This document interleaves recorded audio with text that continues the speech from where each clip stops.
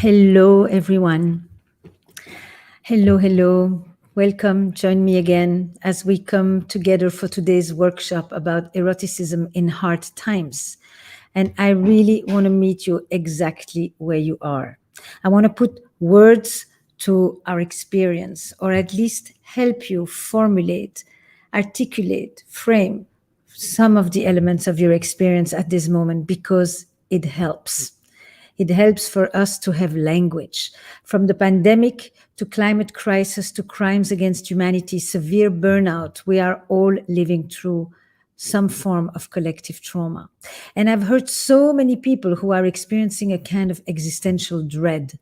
For some of us, it's beyond anxiety or stress. It's a form of anguish, of moral distress. And for others, it's more akin to what my friend and colleague Adam Grant calls languishing. And he describes languishing in his New York Times article as a sense of stagnation, of emptiness. It feels as if we are muddling through our days, looking at life through a foggy windshield.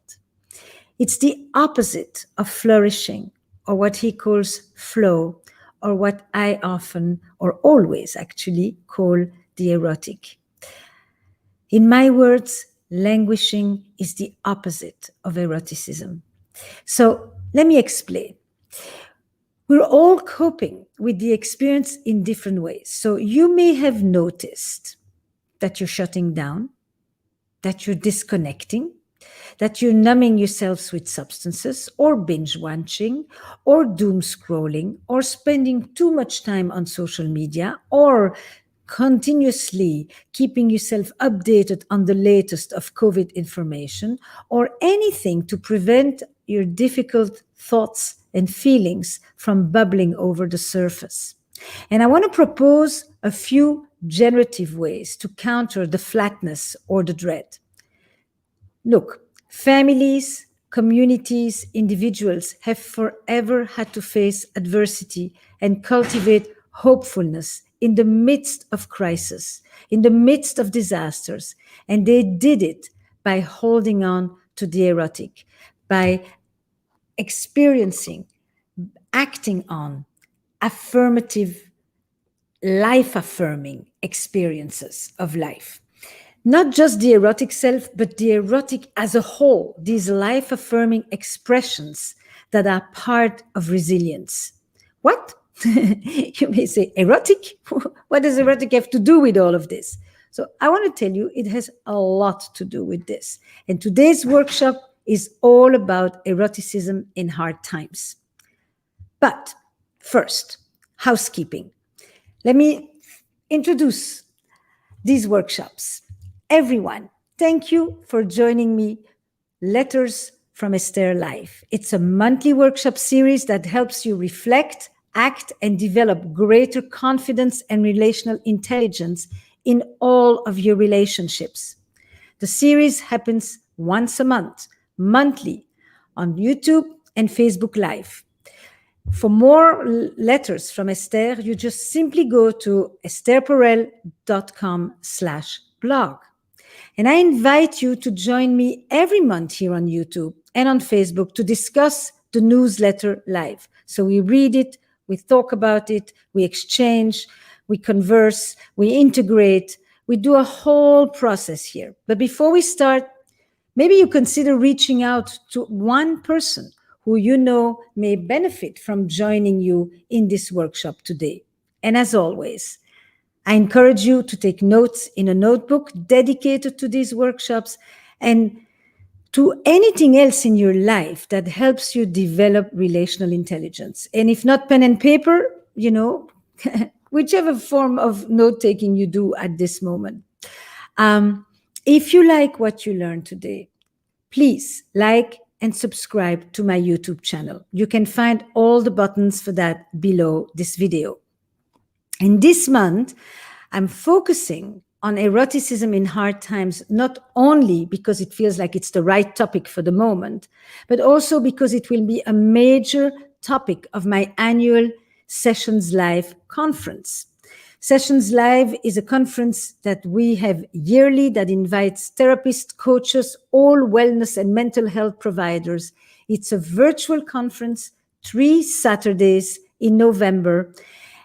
And if you like to learn more about Sessions Live and you want to register, just click on the description in the link below.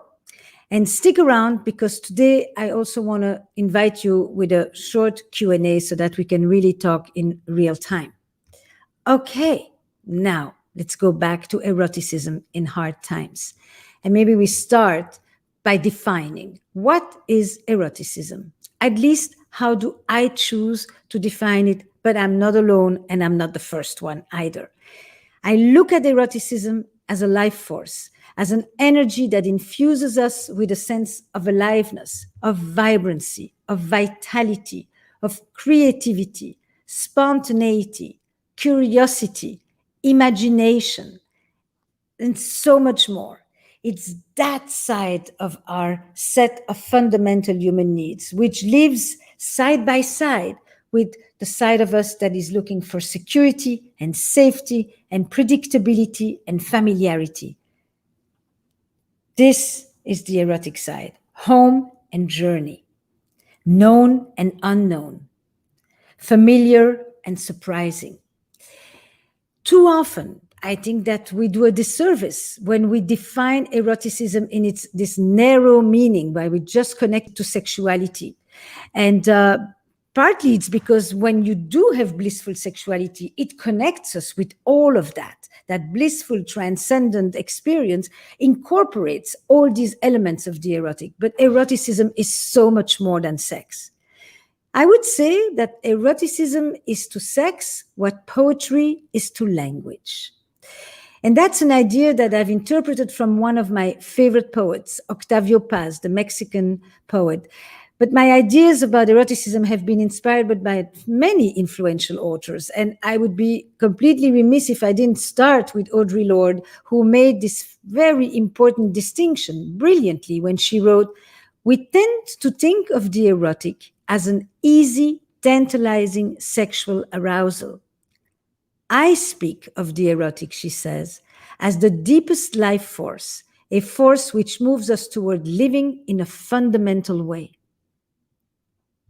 I just am aligned right there.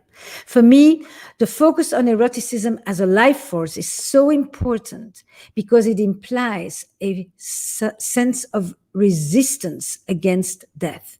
Eroticism as an antidote to deadness inside of us, deadness around us, dimming, numbing, disconnecting, dissociating. These are all forms of deadness. Eroticism is that force that challenges that. Freud called it eros and thanatos, the life force and the death wish. There's a relationship between these two. And this is why in our darkest moments, when we feel defeated or flat or stressed or anxious, it's the erotic experience of life that will bring us through the darkness. It's precisely why we make art and music and go into nature when we are in pain. Eroticism is a broad expansiveness of our imagination, which allows us to tolerate the confinements of reality. I'm going to say that one again. Eroticism is the broad expansiveness of our imagination, which allows us to tolerate the confinements, the restrictions of reality. You heard me say it for months in the pandemic, that freedom in confinement comes through our imagination. When times are good, eroticism is what converts the mundane into magic, the ordinary into extraordinary. When times are tough, eroticism is what inspires us to survive and even to thrive despite all odds. It can be an act of resistance. It's why people had orchestras in the concentration camps, where people were singing in the fields as slaves. It's why some of the greatest love poems are written in the most dire of circumstances. It's why people come together to create a canvas, a patchwork that describes a collective experience. And in these turbulent times, eroticism can look like the playlist that you make for a friend who is working graveyard shifts at a hospital, Or even pandemic babies conceived at the height of prolonged uncertainty and isolation and grief become symbols of revival, antidotes to deadness. It's the reconnection that so many of us have found with nature this year. And certainly all the protest music, the spoken words, the cartoons, all that aesthetic expression that is a form of resistance, an affirmation of life, us holding on to the life force, eroticism. At least for me, and I know that I am absolutely not alone, this has been a very challenging time, but it's also been a time of creative resistance. And creativity is where eroticism lives. And I could talk more about all kinds of other forms of self-care, because I think there's a distinction between holding on to the erotic and self-care. But self-care is a piece of it. We can talk about nutrition and exercise and mobility and sleep and hydration and all kinds of reflections of well-being. But, I'm actually thinking of a quote that I thought was very interesting by Maria Beretta. And Maria Barata says, incorporating self-care every day helps to serve as an armor to protect the energy that we need in order to survive and thrive. Self-care goes a long way in managing stress and living your best life. But I want to add to this list other elements that have to do with control or agency, connection or relatedness, and pleasure. The erotic is deeply connected to pleasure and joy, and that is beyond the traditional elements of self-care. So if I ask you, what is erotic for you? Is it jumping in a cold pool? Is it scuba diving? Is it unleashing to dance with complete exuberance and surrender? Is it screaming on the top of a mountain with full voice? What is erotic for you? Just answer me very quickly in the chat. Let me see where you are at. As you write, I asked the question on social as well, because I love to get a pulse check from you even before we meet. Thousands of you answered. And let me give you a few of the examples that you spoke about. Art. The question that I asked was, how has art, music, and nature helped you in these challenging times? I took 3 erotic elements, or 3 elements where the erotic resides, and your answers were really touching. Art has given me meaning and a space to sit with my grief and my sense of loss. Art has helped me illustrate my experience of trauma in a palpable way. It got me away from my phone for the most sustained amount of time. Music has given words to things that I can't express on my own. Music has made me feel sexy and confident after feeling undesired for a long time. Having a theme song for the stage of life I'm in has made me feel less alone. Nature has reminded me how small I am in this world, and it gives me a bit of perspective. Nature has helped me to catch sunrises and have a daily mental reset and an opportunity for gratitude. I feel like I can breathe again in nature, find clarity in music and playfulness in art. Art showed me beauty, music gave me validation, and nature grounded me.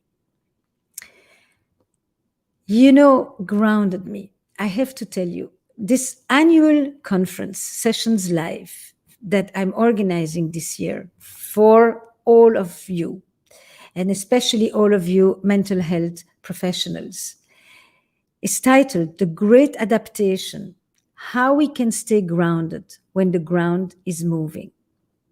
I think that this is a fundamental professional and existential and relational question that we have at this moment. So let me take a sense of what you have just given me here. Wow, it's going.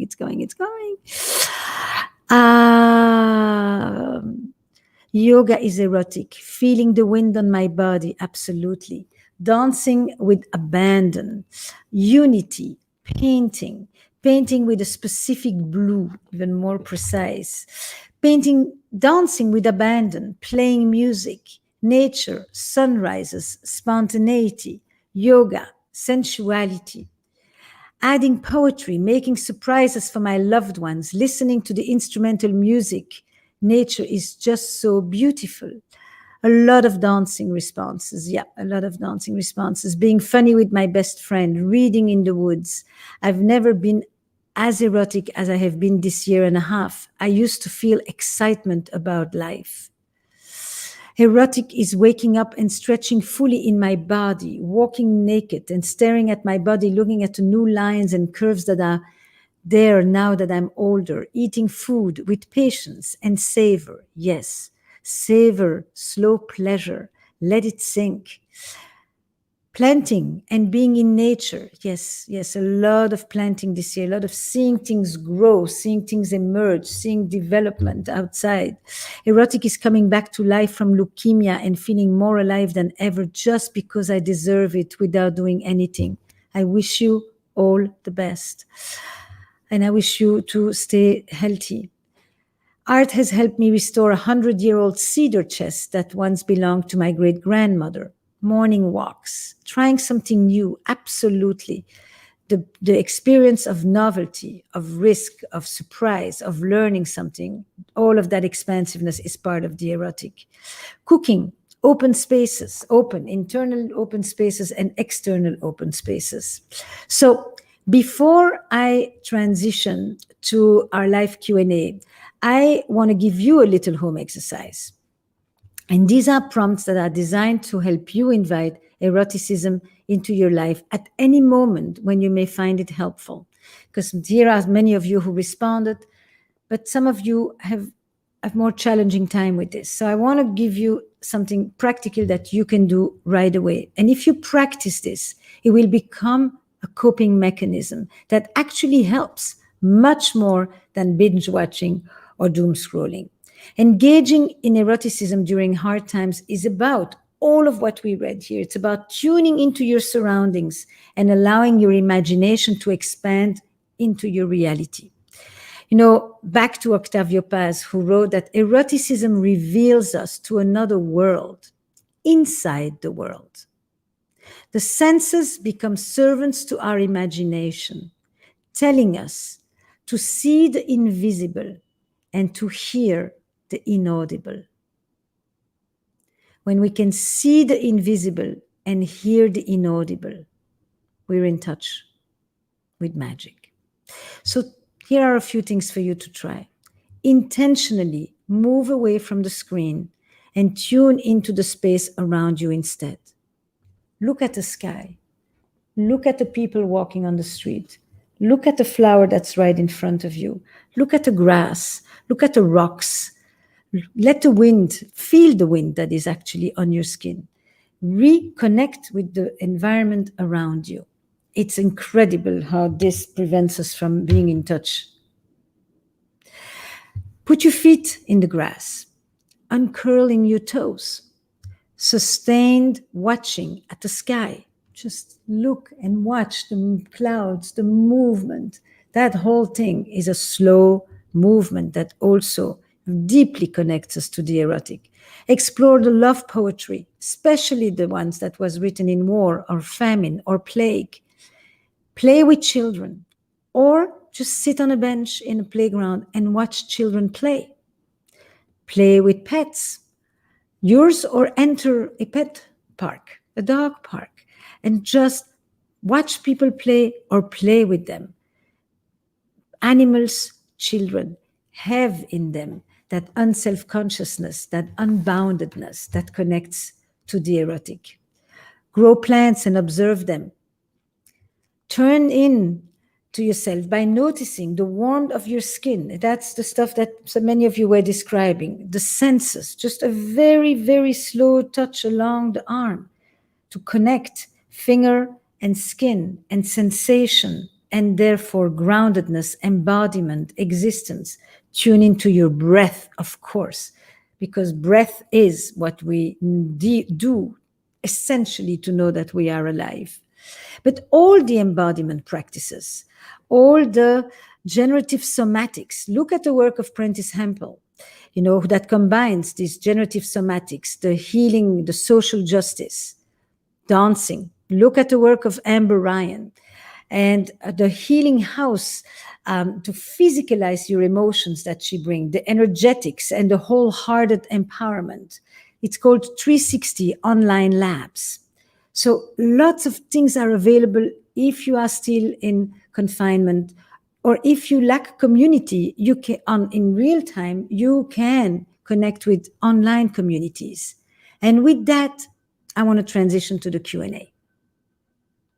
So I'm all ears.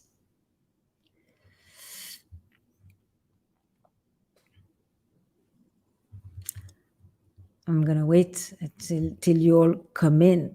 And then you start pouring in. You all arrive at the same time.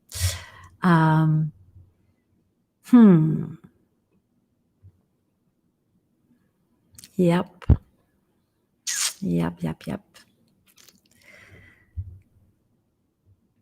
In the beginning of the pandemic, I spent a lot of time just doing the embodiment practices. I can't even tell you how grounding it is. Sometimes it's just even like sitting now and planting my feet firmly on the ground and putting my hands on my knees and pressing on them, and then sitting really straight and keeping my back against the, and just that. And then looking into the third eye. And then just breathing in and out through the nose, but very, very clearly. You can also put your hands on your belly so that you actually feel the belly stretch with the air coming in, and then breathe out and the air coming out. Grounding, fundamental, basic grounding.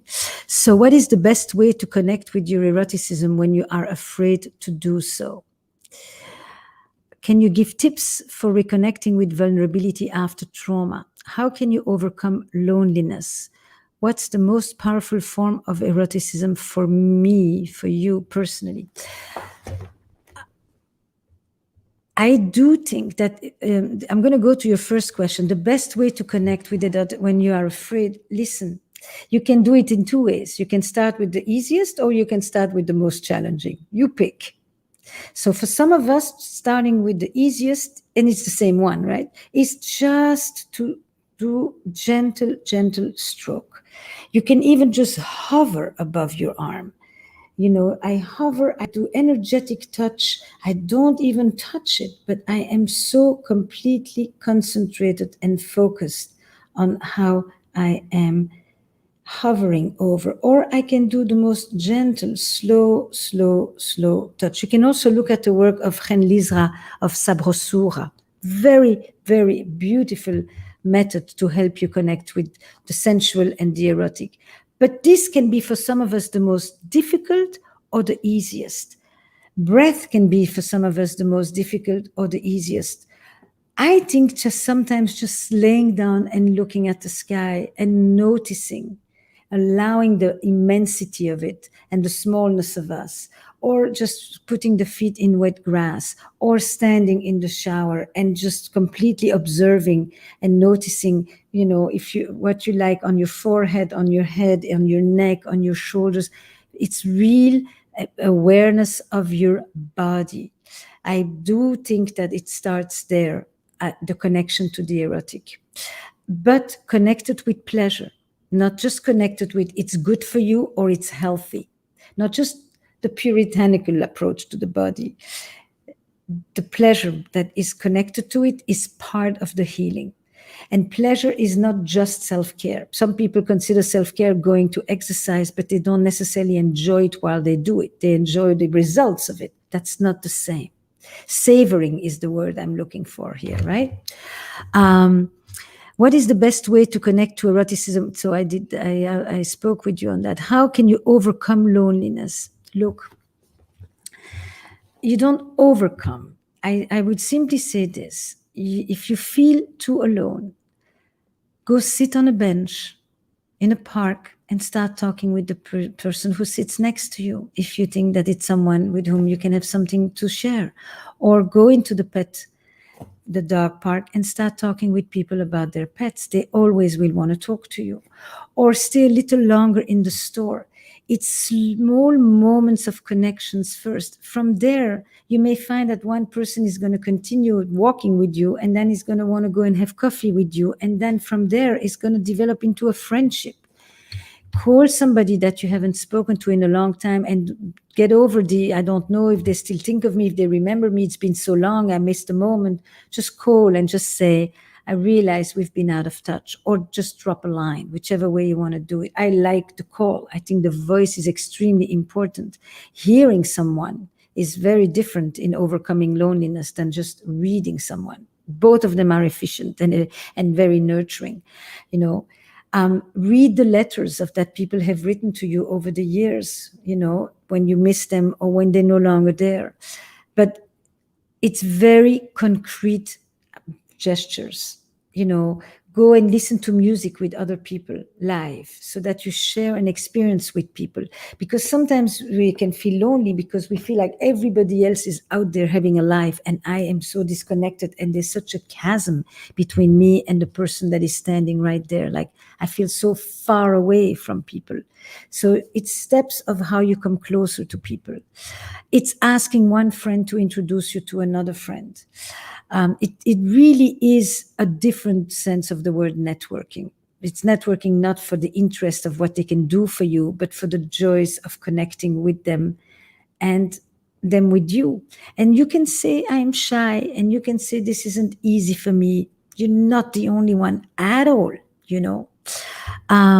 What is the most beautiful form of eroticism for me personally? Honestly, I think it's the variety of it all. It's the endlessness of it all.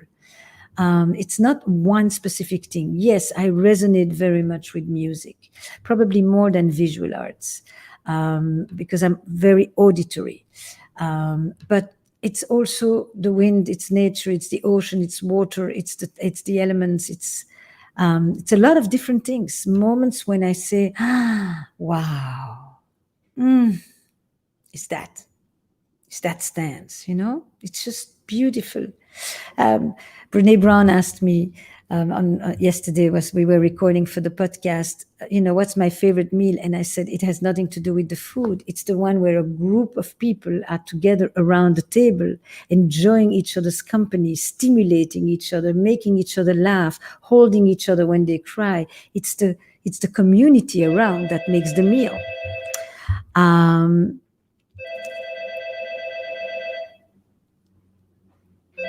Can you speak about partners reconnecting after a separation? Yes. How is eroticism different from sensuality? Is a part of eroticism. It's one form of expression. Absolutely, they live side by side. When sensuality is good and delicious, it is erotic. They live together. How do you keep the magic over time? Can you rekindling desire? By the way, that's in the question, but it is the name of my online workshop, and it's all about how we keep it alive. How can we stay in the honeymoon phase? The art of eroticism. The same thing. This is 3 times. Yeah. How do you keep it alive in the first phase? How do you keep it alive over time? It's in small gestures. It's that involve the senses, that involve the connection to the inside and to the space and the people around. But it's constant. It's a kind of awareness. Eroticism is filled with rituals. It's filled with presence, focus, ceremony, imagination. That give it its meaning. And what is a ritual? It is a routine that is invested with intention. So it's small things. You know, you can just light a candle because you need light, but you can light a candle ceremoniously that gives it a meaning that says, now we are transitioning into a different mindset. Now we are setting a stage for something else. And that candle suddenly becomes something that announces, that creates the stage, that builds the anticipation. Same candle. That's the difference between lighting a candle, because you're just lighting a candle, and creating an erotic experience around the candle. The erotic is not the specific thing you do, it's the meaning you give to the thing that you are doing. If I can say this again and again, I think I will really have explained what makes the erotic. It's the poetic. Remember, I said it is the poetry that you add to the sexuality. It is the poetry that you add to the prose. That is what makes it erotic, not the specific thing itself. Can people, okay, I think that we have covered quite a few of these here. And the same thing for the partners reconnecting. It's, you can do all of these things for yourself, you can do it with friends, and then you can do it with your partner.